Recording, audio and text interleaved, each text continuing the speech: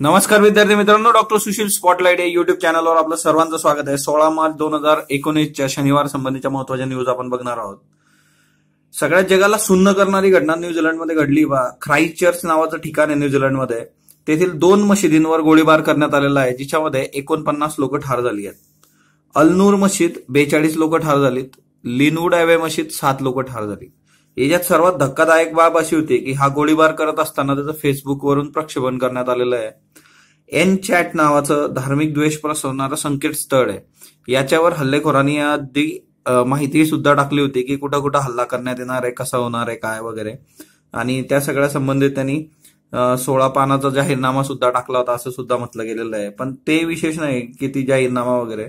आता हे तुम्ही आपल्यासाठी कसं महत्वाचं आहे तर एक दहशतवाद सामाजिक माध्यमांचा कसा वापर केला जातो हे संकेतस्थळ आहे बघा, किंवा फेसबुकवरून प्रक्षेपण आहे, किंवा धर्म ही गोष्ट कशा पद्धतीने वर्कआउट होते। कार्ल मार्क्स म्हटला होता का धर्म ही अफूची गोळी आहे। मग धार्मिक द्वेष पसरवणारे किंवा धर्मद्वेष्टी लोक कशा पद्धतीने काम करतात, आणि जगात हे सगळं दूर प्रॉब्लेमॅटिक आहे ना। काही दिवसांपूर्वी आपल्याकडं दहशतवादी हल्ला झाला होता पुलवामामध्ये। सो ह्या सगळ्या गोष्टी आहेत, ह्या केस स्टडी तुम्ही एसए मध्ये वापरू शकता, किंवा या केस स्टडी तुम्ही सरळ जीएस मध्ये यूपीएससी जर टेररिझमवर विचारते किंवा त्या संबंधी रिलिजन या संबंधी विचारते तर तिथं तुम्ही हे वापरू शकता। त्याच्यानंतर फ्रान्स म्हणजे आणि ह्याच्यामध्ये एक होतं की न्यूझीलंड आणि बांगलादेशची क्रिकेट सिरीज पण चालू आहे, तर बांगलादेशचा संघ इथं जाणार होता मशिदीमध्ये, पण त्याआधीच हा हल्ला झाला त्याची माहिती मिळाली, तिच्यामुळे नंतर बांगलादेशच्या संघावर पण हे संकट कोसळलं असतं क्रिकेटच्या।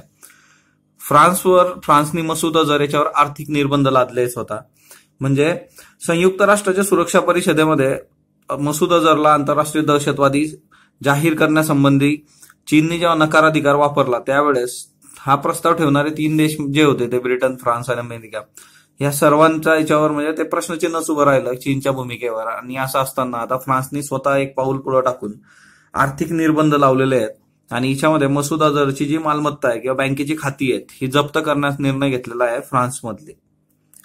भारतात 3 नवीन पालींचा शोध लागलेला आहे बाबा, पालींच्या प्रजातींचा।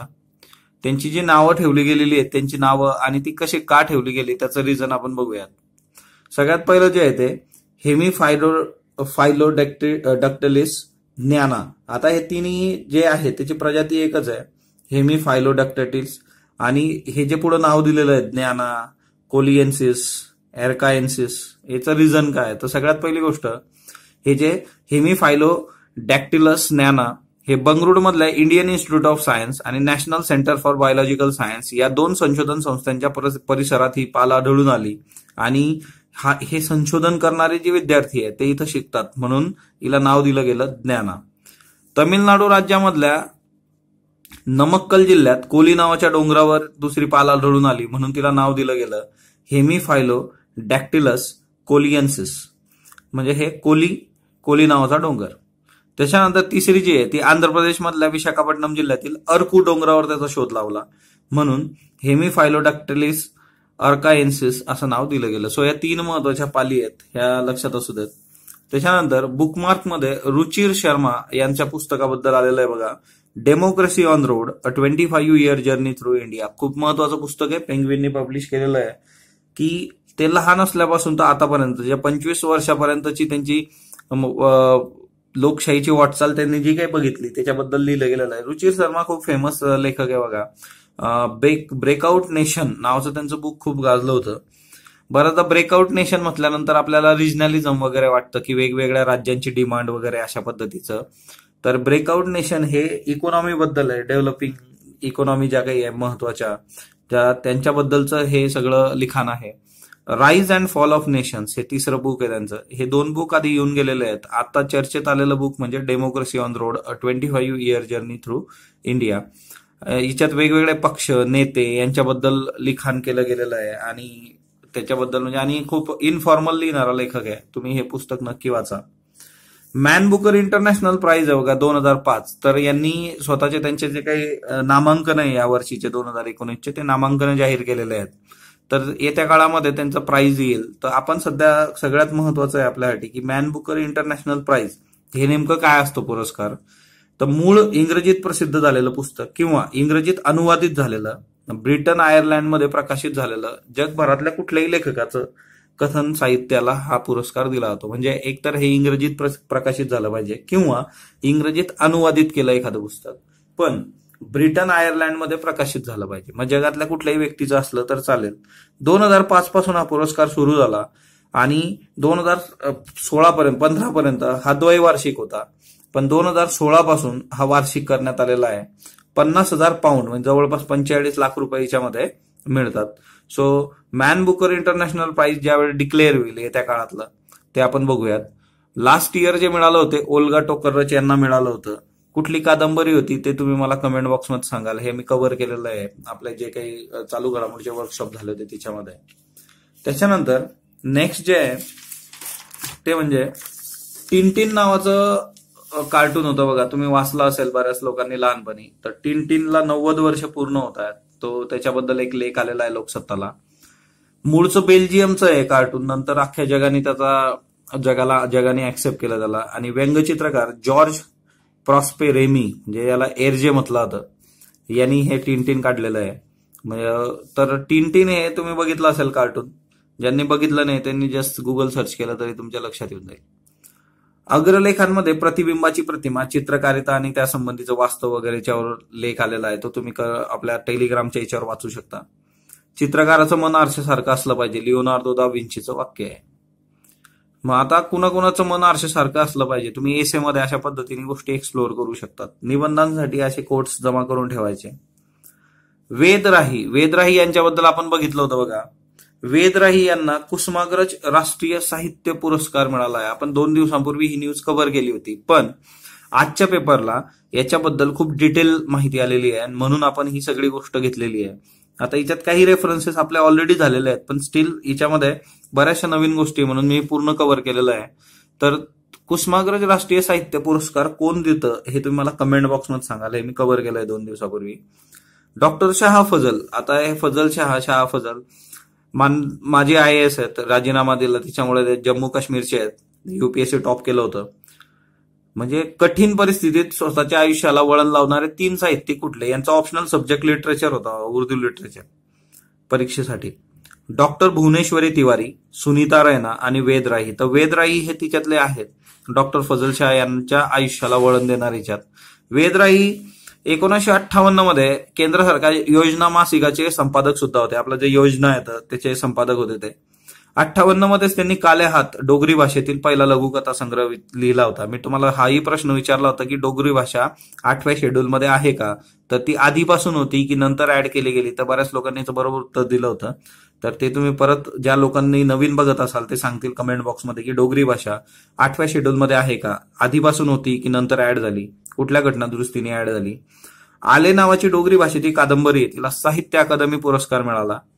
लाल देड काश्मीरी संत कवयित्रींच्या जीवनावर आधारित ही कादंबरी आहे, जी खूप गाजलेली आहे. लाल देड काश्मीरी संत कवयित्री.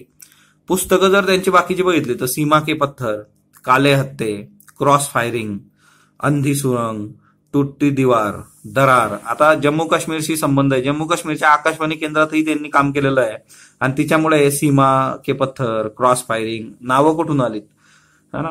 अधुरी एक कहाणी माधवी कुंटे यांनी त्यांच्या एका पुस्तकाचा अनुवाद केलेला आहे. नव्या जगाचं दालन उघडणारं पुस्तक जे खूप अस्वस्थ करवतं आपल्याला. रामानंद सागर यांचं नाव माहीत नसलेली म्हणजे क्वचितच एखादी व्यक्ती असेल या देशामध्ये. रामानंद सागर यांच्यामुळे ते चित्रपट सृष्टीमध्ये आले. 25 चित्रपटांसाठी कथा पटकथा संवाद लेखन त्यांनी केलेलं आहे. याच्यामधले चित्रपट बघा: पराया धन, आप आए बाहर आई, यह रात फिर न आएगी, चरस है ना, चरस पिक्चर धर्मेंद्रचा आहे बघा, संन्यासी, मोम की गुडिया. दूरदर्शनवर मालिकाही त्यांनी हे केल्यात, मालिकांसाठी लेखन वगैरे केलं ते म्हणजे कथासागर, मीराबाई, रिश्ते, एहसास, जिंदगी, गुलगुलशन गुलफाम. या गुलगुलशन गुलफाममुळे ते चर्चेत आले होते खूप. चरित्रपट वीर सावरकर. त्याच्यानंतर त्यांनी चित्रपट निर्मितीमध्येही आपलं नशीब आजमावलं. ते चित्रपट निर्मिती कालीघटा आणि दरार नावाचे 2 चित्रपट आहेत बा. 1990 मध्ये महाराष्ट्र शासन गौरव पुरस्कार सुद्धा मिळाला होता. जम्मू काश्मीर सरकारने जीवन गौरव पुरस्कार दिलेला आहे. सो वेदराही यांच्याबद्दल आपल्याला येत्या काळामध्ये प्रश्न विचारले जाऊ शकतात. वेदराही आपल्यासाठी महत्वाचे आहेत. त्याच्यानंतर नेक्स्ट वन, ईव्हीएम वाहून नेणाऱ्या वाहनांना जीपीएस सक्तीचं असणार आहे बघा, इलेक्शन कमिशनने हे क्लिअर केलेलं आहे. आता हे का गरजेचं असं, कारण या गेल्या 5 राज्यांच्या ज्या काही निवडणुका झाल्या होत्या, या 5 राज्यांच्या निवडणुकामध्ये ईव्हीएम हॉटेलमधून जप्त करण्यात आले, ईव्हीएम ढाब्यांवरून जप्त करण्यात आले, गेस्ट हाऊसमधून जप्त करण्यात आले सरकारी. तिच्यामुळे ईव्हीएम वाहून नेणाऱ्या वाहनांना जीपीएस असेल, म्हणजे ते वाहन 1 सेकंदासाठी जरी कुठं थांबलं तरी ते कळणार जीपीएस वरून. 2019चा विचार करता मतदान केंद्र आहेत 10.35 लाख, जे 2014 मध्ये 9.28 लाख होते. मतदान यंत्र 39.6 लाख आहे. व्हीव्हीपॅटचा विचार केला तर 17.4 लाख व्हीव्हीपॅट असणार आहे. 21 विरोधी पक्ष जे आहेत त्यांनी अशी याचिका दाखल केली आहे की किती 50% व्हीव्हीपॅटची तरी मोजणी झाली पाहिजे. पहा, तुम्हाला इथूनच लक्षात येईल की मतदान यंत्र 39.6 लाख आहे आणि व्हीव्हीपॅट 17.4 लाख आहे. म्हणजे प्रत्येक मतदान यंत्राला, म्हणजे प्रत्येक ईव्हीएमला व्हीव्हीपॅट नसणार आहे, हे क्लिअर आहे. आणि यांनी काय म्हटलं तर इलेक्शन कमिशनने की आम्ही एक मोजूयात, ज्या पर्टिक्युलर एरियातलं एखादं चेक करायचं, म्हणजे क्रॉस चेक करण्यासाठी. पण 21 विरोधी पक्षांनी 50% तरी व्हीव्हीपॅट मोजले गेले पाहिजेत हे म्हटलेलं आहे. याच्यासाठी इलेक्शन कमिशनला अतिरिक्त खर्च येणार नाही असं त्यांचं म्हणणं आहे. सो येत्या काळात हे क्लिअर होईल. अजून लोकपाल निवड बैठकीवर मल्लिकार्जुन खरगे यांचा 7व्यांदा बहिष्कार. वा, हे खूप महत्वाचं आहे. 7व्यांदा बहिष्कार, 7 वेळा बहिष्कार टाकला त्यांनी. आता हा खूप मोठा हे लोकपाल संबंधीची आपण न्यूजही कव्हर केली होती. तुम्ही मला कमेंट बॉक्समध्ये सांगाल लोकपाल निवडीसाठीची जी समिती असते त्या समितीमध्ये कोण कोण असतं. आणि मल्लिकार्जुन खरगे यांनी 7व्यांदा तो बहिष्कार टाकलेला आहे. तो सगळा कायदा आणि त्याच्या संबंधीचे तिच्यामध्ये हे ते एवढ्या डीप मध्ये जायला नको आपण. श्रीशांतवरील आजीवन बंदी सर्वोच्च न्यायालयाने उठवलेली आहे.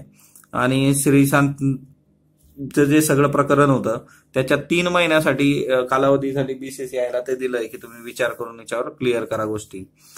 इस्रायलमधील गाझा पट्ट्यातील हमास या दहशतवादी संघटनेच्या ठिकाणांवर इस्रायलने हल्ले केले. मी तुम्हाला तुम्ही जर रेग्युलर ऐकत असाल हे लेक्चर तर तिच्यात सांगितलं होतं की दहशतवादावर कशा पद्धतीने, दहशतवादाला एक म्हणजे राष्ट्रीय संकट म्हणूनच इस्रायल बघत आलंय आजपर्यंत आणि इस्रायलने तसं वर्कआउट केलेलं आहे. 100 ठिकाणांवर हल्ले केलेले आहे रॉकेटनी इस्रायलनी आणि राजधानी तेल अवीव शहराजवळ हे झालंय. इस्रायलवर प्रश्न विचारला जाऊ शकतो का, तर विचारला जाऊ शकतो. मॅप आपल्याला फार क्लिअर पाहिजे बघा. इस्रायल नावाचं ठिकाण जर तुम्ही बघितलं तर हा पॉलिटिकल मॅप आहे. या पॉलिटिकल मॅपमध्ये हा इथं इस्रायल आहे बघा. हे जे तेल अवीव हे नाव दिसत तुम्हाला, याफो तेल अवीव हा डॉट, ही त्यांची राजधानी आहे. त्याच्याच खाली जेरुसलेम आहे. जेरुसलेमवरून पण खूप इश्यू झालेला आहे पॅलेस्टाईन इस्रायल. आता इस्रायलच्या बाबतीमध्ये काही टिपिकल गोष्टी आहेत की ज्या आपण लक्षात घेतल्या पाहिजे. इस्रायलला जोडलेला हा मेडिटेरियन सी आहे, भूमध्य समुद्र. मेडिटेरियन सी जो आहे, तर आता मेडिटेरियन सीला बॉर्डर करणारे सगळे देश तुम्हाला पाठ पाहिजे. जसं हा टर्की आहे, त्याच्यानंतर सिरिया आहे, लेबनन आहे, इस्रायल आहे, हे तुम्हाला पाठच पाहिजे पूर्णचे पूर्ण. हे विचारले जातात. दुसरी महत्वाची गोष्ट की आता तुम्ही हा गाझा स्ट्रीप असं ऐकलं बघा, गाझा पट्टा. आता गाझा पट्टा हा आहे बघा, हा इस्रायल आहे, हा गाझा पट्टा आहे. म्हणजे मेडिटेरियन सीच्या साईडची बाजू जी ती गाझा पट्टा आहे आणि ही इकडच्या बाजूनी मतलब मधल्या बाजूनी जी वेस्ट साईडला, वेस्ट साईड जी आहे गाझा आहे आणि ईस्ट साईड वाली वेस्ट बँक आहे बघा. ही वेस्ट बँक पण लक्षात ठेवायचं, हे विचारलं होतं. आणि हा तुम्हाला डेड सी दिसतो इथं मध्ये, है ना, मृत समुद्र. मृत समुद्र हा इस्रायलमध्ये आहे आणि तो जॉर्डन आणि इस्रायलच्या मध्यभागी आहे. हा देश जो आहे हा जॉर्डन आहे, हा इस्रायल आहे. या दोघांच्या मध्यभागी डेड सी आहे. हा खूप महत्वाचा आहे. तुम्ही डेड सीचं हे पण बघू शकता इथं पिक्चर. डेड सी जो आहे तो सॉल्ट बेड्स, म्हणजे तिच्यामधून मीठ तयार करण्यासंबंधीचे इस्रायल मधले बेड्स आहेत. तर हे खूप महत्वाचं आहे आणि हा खूप लहान होत चाललेला आहे. 10,000 वर्षामध्ये इव्हॅपोरेशन इतकं झालेलं आहे तिथं पाण्याचं, तर ते कमी कमी होत जात आहे. तर त्याच्या संबंधीचं हे आहे. एमसीक्यू विचारला जाऊ शकतो, जसा एरल सी वर विचारला गेला होता युपीएससी मध्ये. तर ते एक महत्वाचं आहे. दुसरी महत्वाची बाब अशी आहे की तुम्ही हे लक्षात ठेवा, वेस्ट बँक आणि गाझा स्ट्रीप. आता वेस्ट बँक आणि गाझा स्ट्रीपची हिस्ट्री इथं दिलेली आहे. पॅलेस्टाईन जे होते पॅलेस्टाईन अरब, त्यांना इस्रायल मधलं जोईश स्टेट निर्माण करायचं होतं इस्रायल नंतरचा, आहे ना. आणि 1948 मध्ये त्यांनी गाझा स्ट्रीप आणि वेस्ट बँक वर कब्जा केला होता. नंतर 1967 मध्ये इस्रायलने परत गाझा स्ट्रीप आणि वेस्ट बँक कॅप्चर केलं. 1993-94 मध्ये पॅलेस्टाईन लिबरेशन ऑर्गनायझेशन बरोबर त्यांनी हे केलं होतं की इंटरिम सेल्फ रूल गाझामध्ये. ओके, सो आता गाझारामध्ये पॅलेस्टाईन लिबरेशन ऑर्गनायझेशनचा पण रोल आहे आणि तिच्यामुळे तिथल्या दहशतवादी कारवायांवर अटॅक करायला यांनी तिथं 100 याच्यावर अटॅक केला. हे पण एक सांगून देतो बघा. इराक आहे ना, इराकमध्ये या 2 महत्वाच्या नद्या आहे, इफ्रेटिस आणि टिग्रिस. तर तुम्हाला मॅप दिला जातो युपीएससीत आणि विचारलं जातं की कुठली नदी कुठली आहे, म्हणजे नावं नसणार, फक्त मॅप असणार. तर लक्षात ठेवायचं, वेस्ट साईडची इफ्रेटिस आहे आणि टिग्रिस जी ती ईस्ट साईडची आहे. तर हे एक लक्षात ठेवा इराकच्या बाबतीमध्ये. नेक्स्ट जे आहे ते महाराष्ट्र टाइम्सला संदेश क्रांतीचं 1 दशक म्हणून व्हॉट्सअपला नुकतीच 10 वर्ष पूर्ण झाली आणि संदेश क्रांती कशा कशा पद्धतीने बदलत गेली त्या संबंधीचं आर्टिकल आहे. टेलिग्रामवर तुम्ही हे वाचू शकता.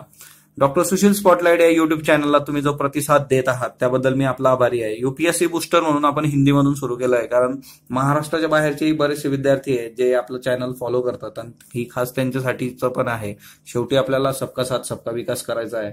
थोडासा इश्यू आहे, तुम्ही हिंदी, माझ्यासाठी पण हिंदी खूप काही कम्फर्टेबल लँग्वेज नाही आहे. सो पण ठीक आहे, आपण वर्कआउट करूयात, येत्या काळात गोष्टी होतील. तुम्ही पण थोडंसं पॉझिटिव्हली बघा. जी लोक फॉलो करतायत, काही लोकांचा इश्यू होता मराठीचा आणि किंवा इंग्लिश संबंधीचा, तर थोडंसं कॉपरेट करा, गोष्टी खूप चांगल्या पद्धतीने वर्कआउट होतील. धन्यवाद विद्यार्थी मित्रांनो.